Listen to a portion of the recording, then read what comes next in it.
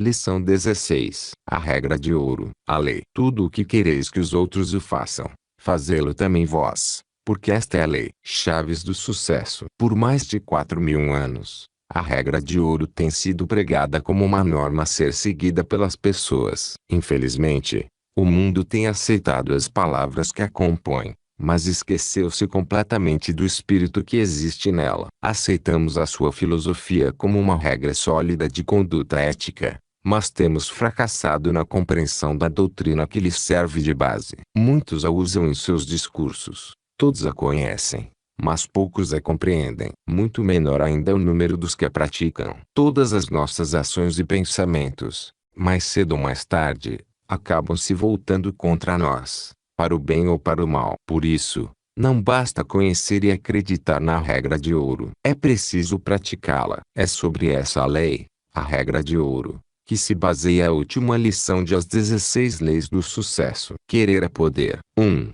Ao pensar sobre os outros, pense apenas aquilo que gostaria que eles pensassem de você. O fundamento da regra de ouro está em uma passagem do Evangelho de São Mateus, que diz: tudo o que quereis que os outros o façam, fazê-lo também vós, porque esta é a lei. A interpretação é tão clara que quase se torna constrangedor explicá-la. Mas, substancialmente, ela diz: somente façam outro aquilo que desejaria que fizessem a você, se eles estivessem na sua situação. Para muitos, essa ética da reciprocidade, como essa filosofia conhecida, é a moral dos fracos. Quem pensa assim, não acredita que essa lei seja aplicável ou benéfica no mundo dos negócios. O argumento dessas pessoas é que o ser humano é parte da natureza e que a natureza é seletiva, eliminando, e não protegendo, o mais fraco. Mas essa doutrina de exclusão não é a filosofia do nosso livro, tampouco se alinha com o nosso modo de pensar. Há, de fato, pessoas que pensam que a riqueza consiste apenas no dinheiro. No entanto, riquezas duradouras e sólidas consistem em muitas outras coisas além de bens materiais. Mas não confie apenas nas minhas palavras. Observe você mesmo as pessoas cujo único objetivo é acumular riqueza e que não têm escrúpulos na maneira de realizar seu propósito. Estude essas pessoas e descobrirá que não há alegria em seu espírito, nem bondade nas suas palavras e sua fisionomia não é convidativa. Você irá perceber que essas pessoas não têm liberdade, que se tornaram escravas da ambição e da riqueza. Elas são ocupadas demais para usufruir a vida com prazer e seu egoísmo as impede de ajudar as outras a serem felizes. Sem coragem de oferecer alegria aos outros, elas também ficam sem recebê-la para si. E o pior, muitos de nós invejam essas pessoas e desejam estar no lugar delas, acreditando loucamente que elas são bem-sucedidas. Compreenda, não pode haver sucesso sem felicidade e nenhuma pessoa pode ser feliz sem promover também a felicidade para os outros. Mas essa felicidade não pode ser vendida. Ela precisa ser dada voluntariamente e sem outro objetivo em mente a não ser o de levar alegria aos outros. Não resta dúvida, então, de que a regra de ouro tem tremendo valor. Mas a pergunta aqui é: como podemos tirar o máximo de proveito desse valor? Podemos considerar a questão da seguinte maneira: o universo é regido por leis. E existe uma lei universal e imutável que diz que, inevitavelmente, colheremos sempre aquilo que plantarmos. Isso é importante porque significa que, quando seguimos a regra de ouro, acionamos, junto com ela, uma energia que seguirá o mesmo curso. Essa energia influenciará a vida dos outros, voltando-se finalmente para nós, nos beneficiando ou prejudicando de acordo com a sua natureza inicial. Por isso, a regra de ouro deveria servir como modelo de conduta em todas as nossas ações e transações com outras pessoas. Tudo se resume ao velho ditado: quem semeia ventos, colhe tempestades. De qualquer forma, é uma liberdade nossa tratar injustamente os outros, mas, uma vez que escolhermos essa linha de ação, não teremos como escolher as consequências que resultam dela. E se há uma base de verdade nesse antigo ditado, no final, o feitiço sempre se voltará contra o feiticeiro. Mas quero convidar você a olhar para essa filosofia ainda de outra maneira. Sei que muitos não gostam de ouvir isso, mas eu repito, Cada ser humano cria sua própria realidade. E fazemos isso com a atenção do nosso pensamento. Ou seja, aquilo que atrai a atenção do nosso pensamento cria um estado de espírito similar ao que pensamos. Então esse estado de espírito tende a provocar ações que se identifiquem com ele e essas ações, por fim, tendem a criar nossa realidade. Quando você compreender o poder criador do seu pensamento, você irá compreender os motivos de estar onde está e de ter aquilo que você tem na sua vida. Você também compreenderá a importância de seguir a regra de ouro como conduta para suas ações. Um ponto importante: quando eu uso a palavra pensamento, eu não estou me referindo a pensar em alguma coisa. Eu me refiro a pensar a partir de um estado de espírito. Isso é, a partir de uma convicção impregnada em nossa mente de forma definitiva e constante. É a partir desse conjunto de convicções que se forma o pensamento criador. Chamo esse pensamento de estado de espírito porque ele é mais que um pensamento. Ele é um misto de pensamento e emoção. E é esse estado de espírito que define nossas ações, que, por sua vez, definem nossos resultados. Mais uma vez, quando falo em pensamento, não estou me referindo a essa atividade mental diária, completamente despropositada e repleta de opiniões ou comentários superficiais. Não é o pensamento vago, superficial e passageiro que conta, mas, sim, seu estado de espírito que resulta do contínuo reconhecimento da sua experiência de vida. Mudar esse estado de espírito demanda trabalho e tempo. Você terá de se concentrar no que deseja e se dedicar inteiramente a isso. Pensar nisso como pensa quando tem uma decisão importante a tomar. Terá de exercer o tipo de pensamento que exercia quando, no exame final do ensino médio, tinha um problema de matemática para resolver. A questão aqui é: quando uma pessoa age de forma desleal e desonesta, essa atitude, geralmente, faz parte do seu estado de espírito. E se criamos aquilo que nutrimos em nosso estado de espírito, inevitavelmente acabaremos por criar deslealdade e desonestidade na nossa vida. Você já percebeu que pessoas que costumam enrolar as outras sempre estão elas mesmas enroladas? O que eu quero dizer é que, se você observar os ambientes à sua volta, facilmente poderá perceber o que afirmei acima. Irá notar, por exemplo, que pessoas que nutrem muito ódio e raiva dentro de si, geralmente, têm uma tendência maior de serem atacadas por outras, também cheias de ódio. A razão disso: o sentimento de ódio de uma pessoa desperta o mesmo sentimento adormecido na outra. Não pode haver sucesso sem felicidade e nenhuma pessoa pode ser feliz sem promover a felicidade também para os outros. 2. O pensamento positivo cria uma personalidade positiva. O negativo, uma personalidade negativa. A lógica, então, é a seguinte: quando você pratica um ato de bondade, deposita uma carga de energia positiva em sua consciência. Se praticar um número suficiente de atos semelhantes, desenvolverá um estado de espírito positivo, que atrairá para perto de você pessoas com esse mesmo espírito positivo. Como vimos anteriormente, as pessoas que atraímos, geralmente, têm um espírito similar ou igual ao nosso. Por isso, a tendência das pessoas que nos cercam é agir da forma como nós agimos. Assim, elas tendem a retribuir nossas atitudes e as ações que praticamos. Uma das histórias mais interessantes que ilustram esse conceito é a seguinte: tempos atrás, em um distante e pequeno vilarejo, havia um lugar conhecido como o Castelo dos Mil Espelhos. Um cachorrinho pequeno e feliz, chamado Eros, ouviu falar do lugar e decidiu visitá-lo. Assim que chegou no castelo, Eros foi saltitando feliz escada acima até a entrada. Curioso, já na porta, olhou para dentro com suas orelhinhas levantadas e balançando o rabo agitadamente. Eros ficou muito surpreso ao se deparar com outros 1000 cachorrinhos, todos tão felizes e curiosos quanto ele. Todos receptivos, balançando a cauda e olhando alegres para ele. Que mágico! Ele pensou. Eros então não conseguiu se conter e abriu um enorme sorriso. Outra vez, foi correspondido com 1000 sorrisos tão grandes quanto o dele. Parecia inacreditável. Um castelo onde todos os cachorrinhos eram felizes e receptivos. Quando saiu do castelo, Eros pensou: O mundo é mesmo muito belo. Que lugar maravilhoso. Voltarei sempre aqui, um montão de vezes. No mesmo vilarejo, havia outro pequeno cãozinho chamado Bronco. Ao contrário de Eros, ele era triste, ranzinza e vivia arrumando encrenca. Ao ouvir comentários sobre a empolgada história de Eros, Bronco decidiu visitar o tal castelo. Quando chegou lá,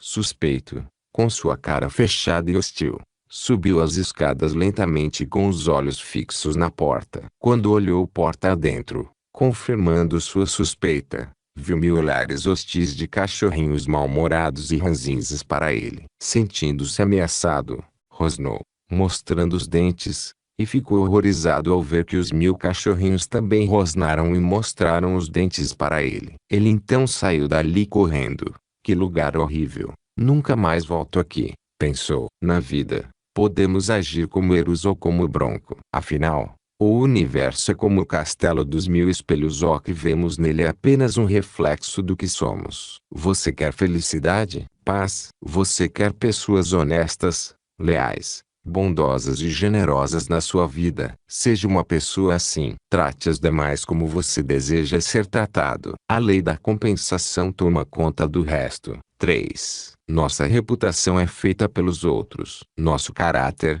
por nós mesmos. A maioria das pessoas se preocupa demais com sua reputação, quando deveria se preocupar muito mais com seu caráter. Buscamos, ao longo da vida, uma reputação positiva e tentamos controlá-la cuidando de nossa imagem externa. Isso quase sempre representa frustração. Por quê? Ora, porque não temos controle sobre nossa reputação. A reputação é uma coisa externa, alheia a nós. Ela é criada e existe na mente dos outros. Ela representa o que os outros acreditam que somos. Por isso, ela foge do nosso controle. Com o caráter, o caso é diferente. Nosso caráter é aquilo que verdadeiramente somos. É o resultado das nossas convicções, dos nossos pensamentos e dos nossos atos. Ao contrário do que ocorre com a reputação, temos controle absoluto sobre o caráter. Podemos torná-lo fraco ou forte, bom ou mau, claro ou confuso. Quando temos um caráter íntegro,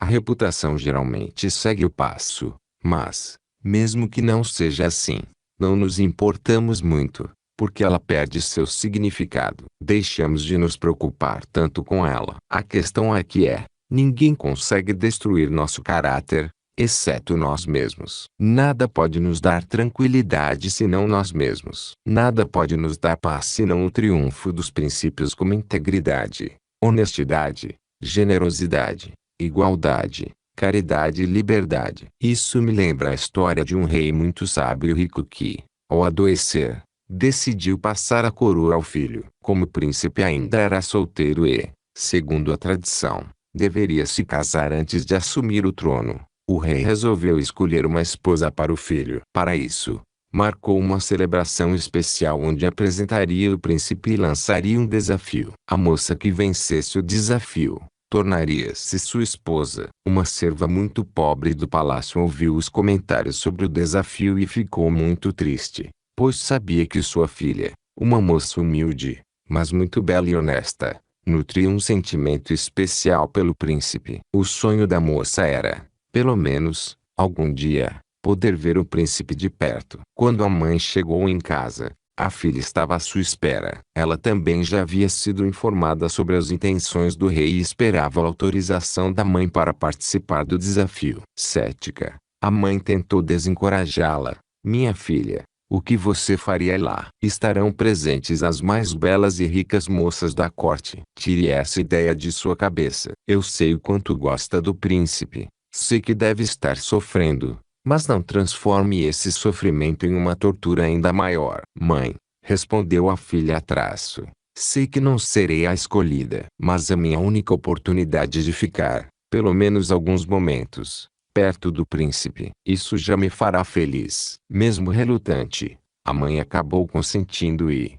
no dia da celebração, a moça foi ao palácio. Lá, de fato, estavam não só as mulheres mais belas e ricas do reino, mas também as de inúmeros reinos vizinhos. Seus vestidos eram lindos. Estavam cobertas de joias valiosas e com maquiagens impecáveis. A moça, tímida e humilde, Manteve-se discreta num canto, esperando o príncipe aparecer e anunciar o desafio. Enfim, no final da tarde, o momento chegou. O rei apresentou o príncipe, que anunciou o desafio. Daria a cada uma semente de uma rara espécie de flor. Daqui a 3 meses, vamos ter outra celebração. A jovem quis souber cultivar melhor a semente e trouxer a flor mais bela. Será minha esposa. A filha da serva pegou sua semente e foi para casa muito feliz, repleta de esperanças. Na verdade, contra todas as perspectivas, ela teria uma chance. Ela somente precisaria cultivar a flor com todo o cuidado possível. Era isso que ela faria. Na manhã seguinte,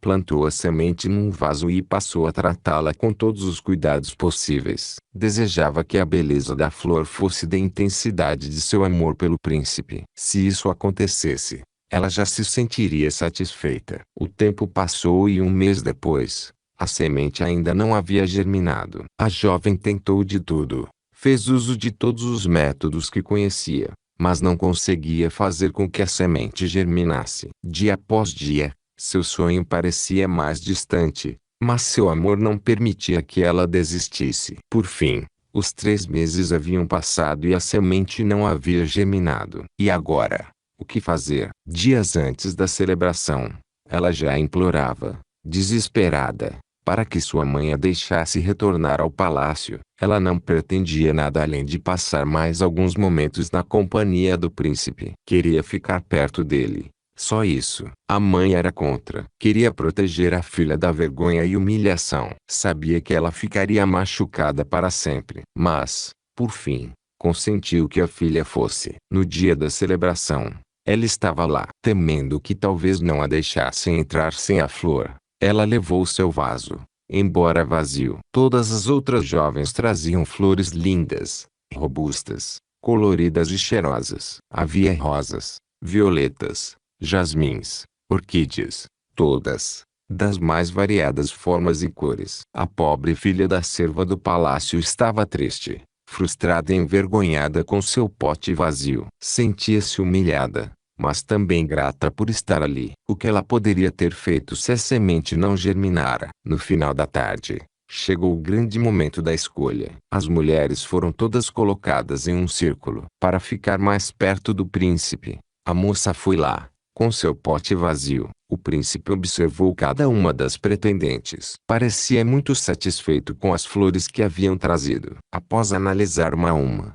ele retornou ao centro do círculo para anunciar o resultado. Que surpresa! Entre todas, o príncipe escolheu justamente a filha da serva do palácio, que trazia um pote vazio. As pessoas tiveram as reações mais inesperadas. Ninguém compreendia por que o príncipe havia escolhido justamente aquela moça que nem mesmo conseguira cultivar sua semente. Então, calmamente, o príncipe explicou o motivo de sua escolha. Esta bela moça, ele disse foi a única que cultivou a flor que a tornou digna de se tornar minha esposa e rainha. Ela cultivou a flor da honestidade, pois todas as sementes que distribuí naquela tarde, 3 meses atrás, eram sementes falsas e, portanto, estéreis. Gosto dessa história porque ela nos ensina uma coisa importante. Pense sobre o assunto. Quantas vezes nos tornamos falsos e superficiais, tentando imitar outra pessoa porque achamos que ser quem verdadeiramente somos parece muito pouco. Aparecer com um pote vazio,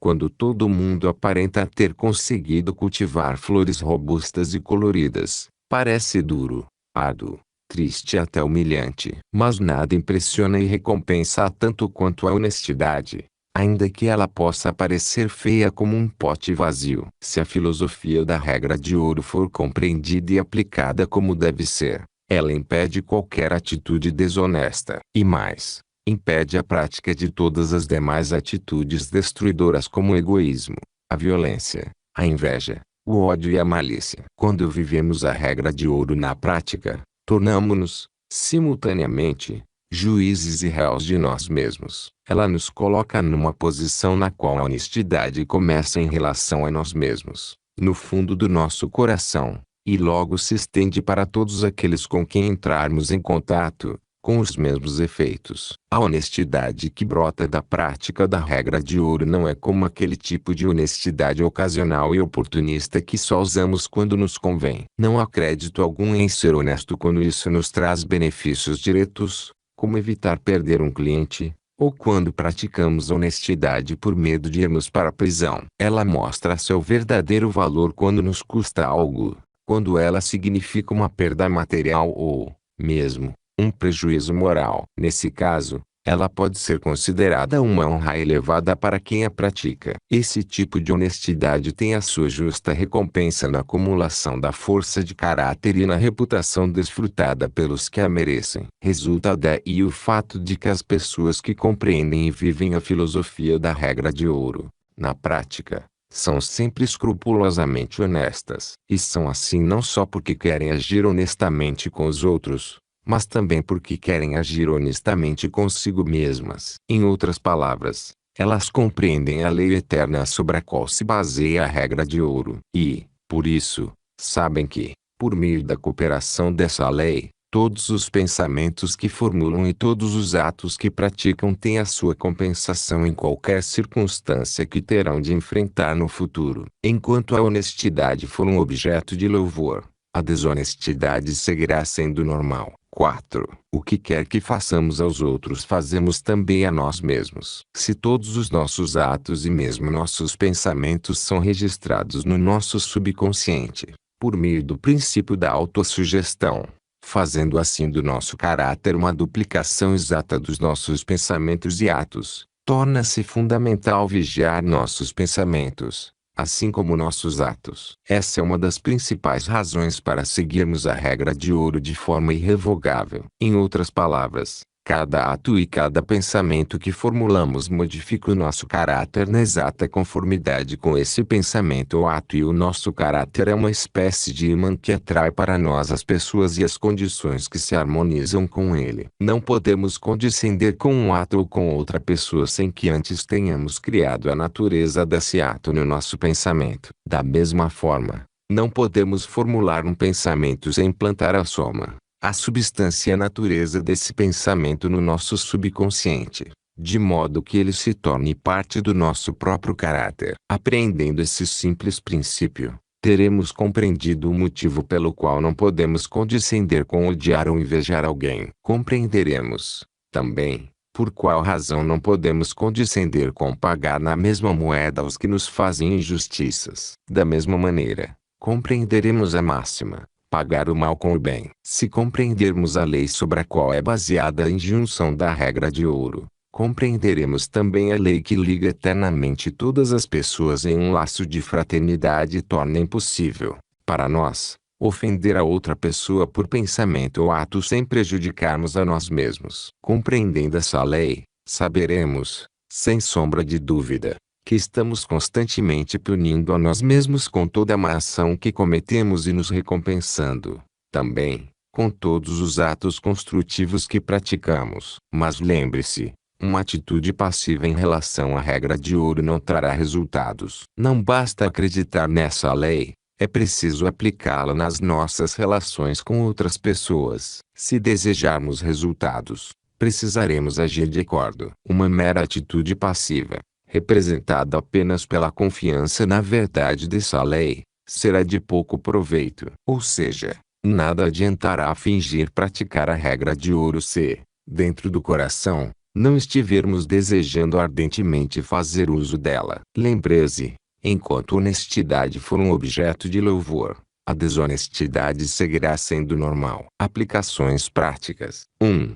Procure não fazer aos outros aquilo que não desejaria que lhe fizessem. Afirme o bom, o puro e o verdadeiro, que o mal desaparecerá. Quando acendemos a luz, o escuro desaparece. Adote essa aplicação como base de sua conduta. 2. Seja honesto, mesmo nos mínimos detalhes, em todas as suas transações, tanto em atos quanto em pensamentos. Faça isso não só porque é seu desejo ser justo para com os outros, mas também porque é seu desejo imprimir no seu subconsciente a ideia de honestidade e, assim, fixar no seu caráter essa qualidade essencial. 3. Perdoe os que forem injustos contigo, sem olhar se merecem ou não o seu perdão. É por meio do perdão concedido que iniciamos a reforma do caráter e eliminamos os efeitos das nossas transgressões no nosso subconsciente. 4. Faça tudo para auxiliar os outros onde e quando se apresentarem oportunidades, pois toda felicidade duradoura é fruto do auxílio que prestamos aos nossos semelhantes. Lembre-se,